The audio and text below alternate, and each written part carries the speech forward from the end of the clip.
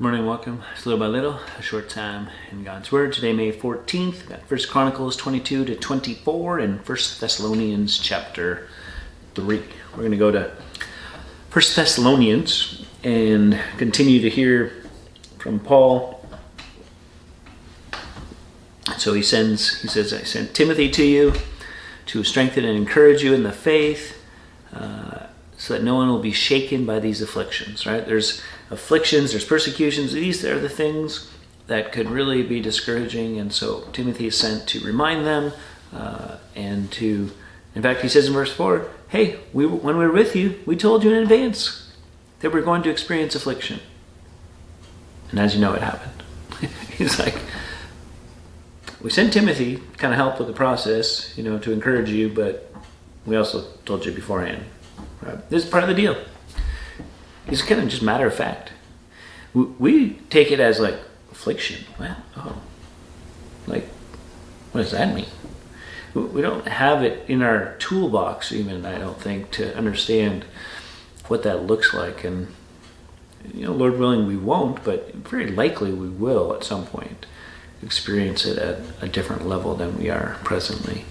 And what we need to remember is still our faith has to be strong in the Lord. And so, verse 5, for this reason, when I can no longer stand it, I sent him to find out about your faith, fearing that the tempter had tempted you and that our labor might be for nothing. So he's like, I sent Timothy to see, are you hanging in there? Is your faith real? Right? Are you going through some troubles and some difficult times, tribulations, some trials, and your faith is still secure? Or has your faith been put aside because you're overwhelmed and you're not happy that God's not fixing it, that God's not correcting, He's not changing, He's not, where is God, right? And so faith, Paul's like, hey, where is your faith at in the midst of all this? And these are good questions for us to ask before things happen.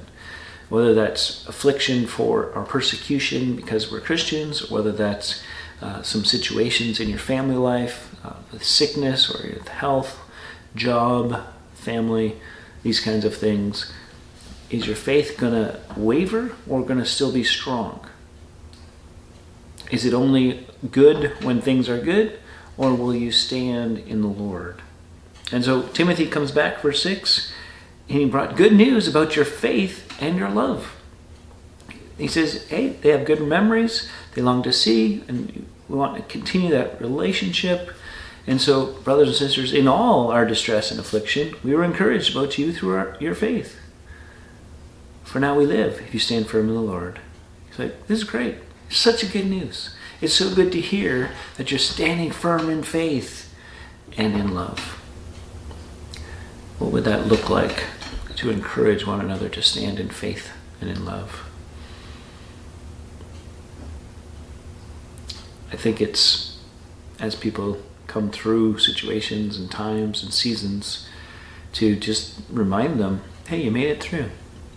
Good job on not disappearing. Good job on continuing to put one foot forward. Why? Because sometimes that's all you can do. It just takes everything within you even to get up and get going. It takes everything within you to show up. And yet in all of that, you're showing the Lord to be faithful because you're trusting Him to keep working on your heart and on the situation to bring you through. Till next time, keep growing little by little.